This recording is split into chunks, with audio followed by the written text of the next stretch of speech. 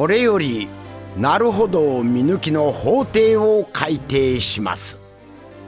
弁護側、準備完了しています。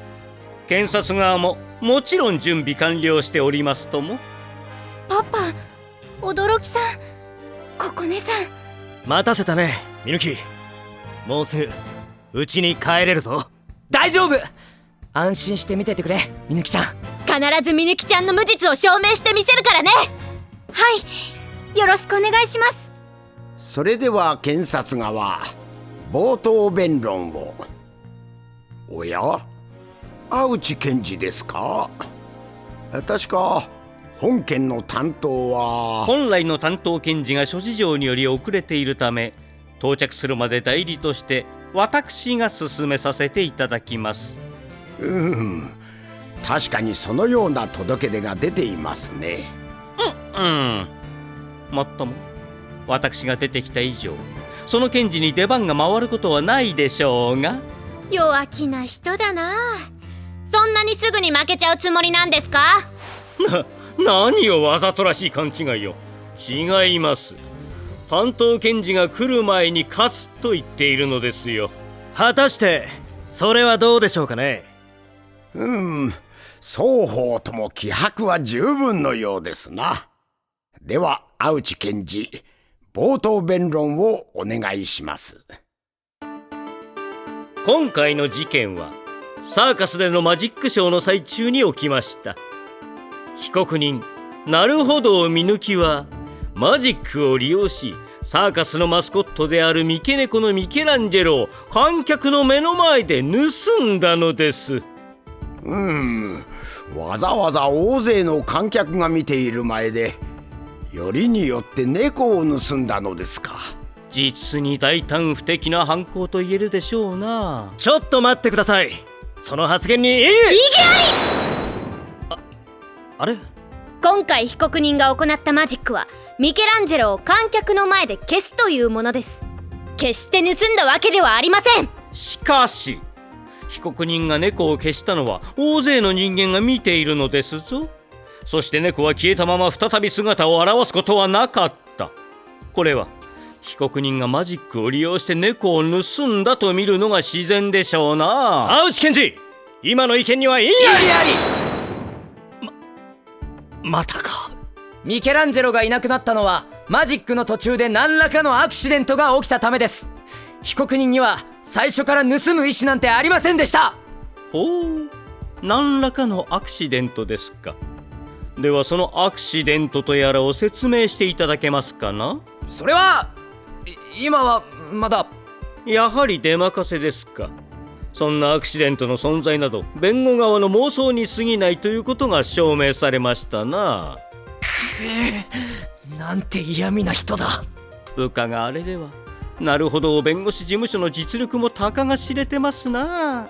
おっと、これは失礼。今は弁護士事務所ではなく芸能事務所でしたな。今度こそみぬきちゃん僕の出番か。芸能だけじゃありません。うちはなるほど何でも事務所ですから。そうです、弁護に手品に庭の草むしり、ずれ始めた夫婦仲の橋渡しまで。ここねちゃん、夫婦仲じゃなくて話題の方がずれてるよ。弁護側、静粛に。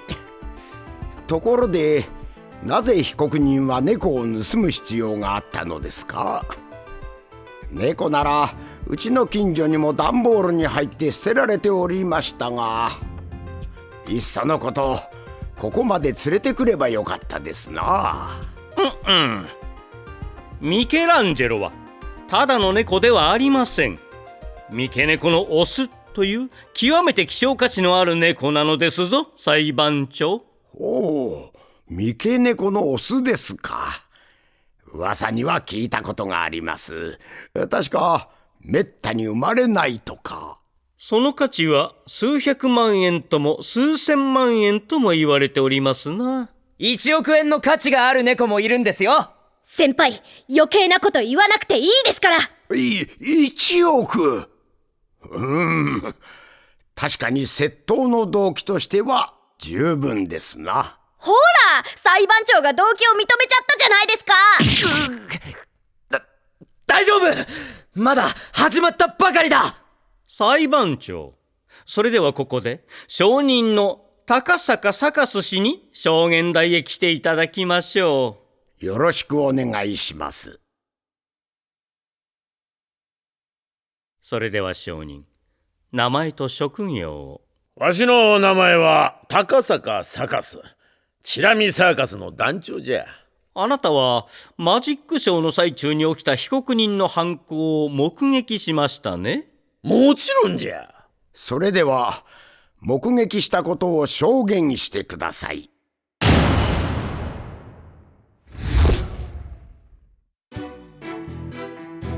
サーカスの出し物としてあの娘にマジックショーをやってもらうことになったのじゃ。マジックの内容についてはわしも詳しくは知らなかった。よもやわしの愛するかわいいミケランジェロが公衆の面前で消され、そのまま姿を現さなくなってしまうなんて。ミケランジェロを盗んだのはあの娘じゃ。わしのミケランジェロを返せ。証人、落ち着いてください。これは失礼した。ミケランジェロのことを思うあまりつい興奮してしまったようじゃ。なるほど。証人はそのミケランジェロという猫を心から愛していたのですな。当然じゃ。わしはミケランジェロを我が子のように可愛がっていたのじゃ。価値がある猫だからじゃないんですか。黙らんか、そこのアンテナ頭。今度はアンテナだって。アンテナ2本では決して感度が高いとは言えませんな。それではいまいち電波の届きにくい弁護人、尋問をお願いします。そうだったのか。電波が届きにくい分を大声で補っていたんですね。違うよ。そういえば昔アンテナにアルミホイルを巻くと感度が上がると聞いたことがあるな。なるほどさんまで。そんなことより尋問に集中してください。そうだったね。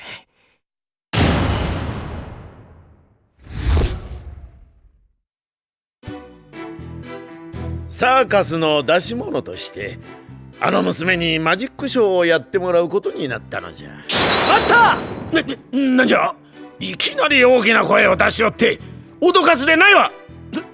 すみません。揺さぶりをかけるのに謝ってどうするんですか。怒られたからつい。弁護人、尋問はよろしいのですかな。よろしくはないです。尋問します。その被告人に頼んだのはどなたですか。わしじゃ。わしが自ら電話をしてあの娘に頼んだのじゃ。それがどうかしたのか。そうですか。証人は証言を続けてください。何なのじゃ一体。マジックの内容についてはわしも詳しくは知らなかった。待った！いや、だから脅かすなと言ってるじゃろうが。そんなこと言われてもいつもこんな感じなんで。弁護人、尋問をしてください。とにかく団長であるあなたがマジックの内容を知らないなんておかしくないですか。知らんものは知らん。ですが被告人は電話の依頼の後であなたとマジックのことで打ち合わせをしたと言っています。これは調べればすぐにわかると思いますけど。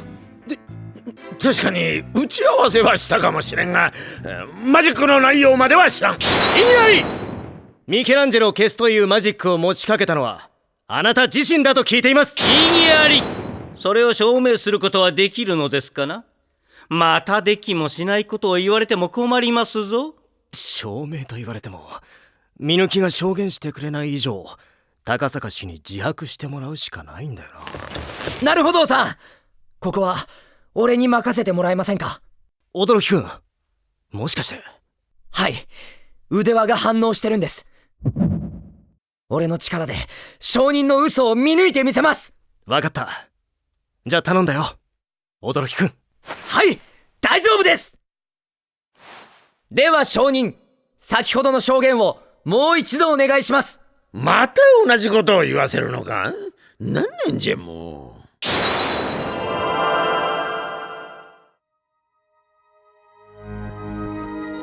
サーカスの出し物としてあの娘にマジックショーをやってもらうことになったのじゃ。マジックの内容についてはわしも詳しくは知らなかった。よもやわしの愛するかわいいミケランジェロが。そこだ。何がじゃ。先輩、何か気がついたんですか？高坂氏がミケランジェロのことを可愛いという時に指が妙な動きをするんだ。まるでお札を数えるみたいにこう。お札を数えるような動きか。もしかしたら高坂氏は心からミケランジェロを可愛がっていたわけじゃないのかもしれないな。どういうことですか？何しろ価値のある猫だからね。金銭的な理由で大切にしていたとも考えられる。じゃあ他の団員たちに触らせなかったというのも同じ理由でしょうか？あ、そうか、わかったぞ。先輩？高坂さん、あなたはさっきミケランジェロを我が子のように可愛がっていると言いましたよね。確かにそう言ったが、それに何か問題でもあるのか？団員の方も言ってましたよ。あなたはミケランジェロをとても可愛がっており、他の人間には指一本触れさせなかったと。その通りじゃ。そんなあなたがマジックの内容を何も知らずにどうして被告人にミケランジェロを預けることができたのですか？それはあなたがマジックの内容を知らないはずはない。それほどまでに大切にしているミケランジェロがどうやって消え、そしてどのようにして再び姿を現すかを知らないはずはないんだ。すごいです先輩。今のはアンテナ3本分の好感度ですよ。もうアンテナの話はいいから。意義あり。誰にも触らせないほど大切な猫だからマジックの内容も全て把握していったというのはいささか強引ではありませんかな。現証人は被告人に猫を預けておりますし、これは被告人を信じ全てを任せておいたとも考えられるのでは。異議あり。それはありえません。なぜならこのマジックには協力者が必要なんです。一人はミケランジェロを消す役、つまり被告人です。そして被告人とは別に消したミケランジェロを空中ブランコに乗せるサポート役です。そしてそれはおそらく高坂氏だったに違いありません。いいあり。弁護人は憶測を言っているだけですぞ。いいえ、憶測ではありません。高坂氏は誰にも猫を触らせたくなかった。マジックを行う被告人は仕方ないとしても、サポート役が必要となれば他人に任せたりせずに自分で買って出たはずです。すなわちマジックの協力者は高坂氏であった可能性が非常に高いのです。そうでしょ、みぬきちゃん。どうなんだ、答えてくれ、みぬきちゃん。みぬき。はい、驚きさんたちの言う通りです。今回のみぬきの魔術には高坂さんが協力してくれることになっていました。どうです、これでもまだマジックの内容は知らなかったと言い張りますか？いい加減認めちゃったらどうです？そういえばそうじゃったような気がする。諦めの悪いおじさんだな。まあまあ、とりあえず認めたことに変わりはないわけだから。なるほど。証人の証言の中に虚偽の事実が含まれていたことは認めざるを得ませんな。ですが一つ聞かせていただきたい。被告人はどうして高坂氏が協力者であることを黙っていたのですかな？それはマジックの革新に関わることだからです。被告人はマジシャンとしてマジックの種を明かすことを拒否していました。そのためにこうして法廷に立つ羽目になってしまったわけです。このマジックをパパから教えてもらった時にパパと約束したんです。このマジックの種は絶対に誰にも明かさないって。みぬき、この約束だけは破れなかったんです。ごめんなさい。プロのマジシャンとしてのプライド、そして父親との約束を優先させたわけですな。わかる気がします。意義あり。それだけでは被告人の無実を証明したことにはなりませんぞ。高坂氏がマジックの内容を知っていたとしても、被告はマジックに失敗したふりをしてミケランジェロを盗むということも可能ですからな。見抜きは失敗なんかしてません。そもそもマジックの種を言わない時点で怪しいと見るべきでしょうな。だってそれだけは。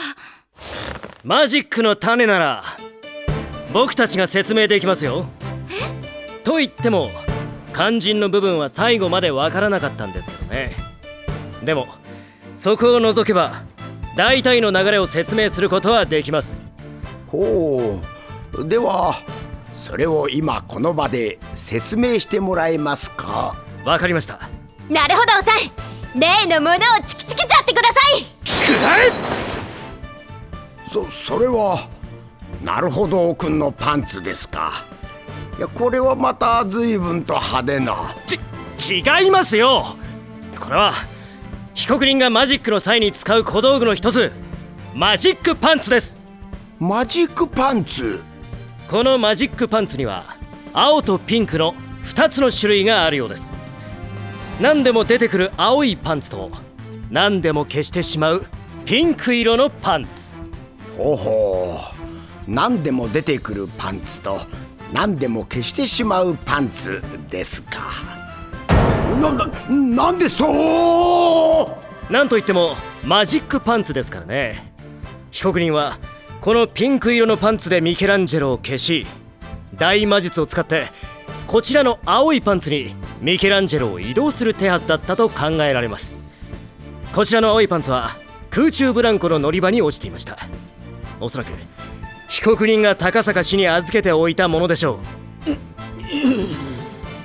大魔術と言われましても、パンツからパンツへと物を移動させる方法は？そこが僕たちにもわからなかったマジックの核心部分なんですよね。異議あり。弁護人は憶測を積み重ねているだけです。何も立証しておりませんぞ。なら実際にやってみせましょうか。何ですと？やってみせるって、ここで？見抜きは大魔術師です。大魔術師は自分からマジックの種を明かしたりはしません。でもやってみせることはできます。みぬきちゃん、いいの？肝心の部分は教えられないけど、パパたちがみぬきのためにここまで頑張ってくれたんだから、みぬきだけ黙って見ているわけにはいきません。みぬき、裁判長さんはこの青いパンツを持ってください。私が持つのですか？この木槌をお借りしますね。ちゃんと返してもらえるのでしょうな。この木槌をこちらのピンク色のパンツの中に入れて、3、2、1、はい！なんと木槌が消えてしまいました。ほら、影も形もありませんよ。なんと私の大切な木槌が。では次に裁判長さん、その青いパンツの中に手を入れてみてください。なんですと？この私にそのようなハレンチな真似をしろというのですか？いいから早く。わかりました。こうですか？おや？中に何か。これは私の木槌ではないですか。さあ、いかがですか？これが見抜きの大魔術です。これは一体どうやったのですか？それは教えられません。でも一つだけ言えることがありますよ。それは見抜きのパンツは小宇宙ですから。言葉の意味はよくわかりませんが、とにかくこのパンツの凄さは認めざるを得ませんな。やったね、みぬきちゃん。どうやら糸口はつかめたみたいだ。今見たように実際のショーでもマジックが成功していたのだとしたら、そう、全ては逆転するんですよ。猫の消失はミケランジェロが被告人のそばにいる時ではなく、ブランコのそばにいる高坂さんの手に渡った後に起こったことになる。弁護側は猫を消したのは被告人ではなく団長の高坂さんであると主張します。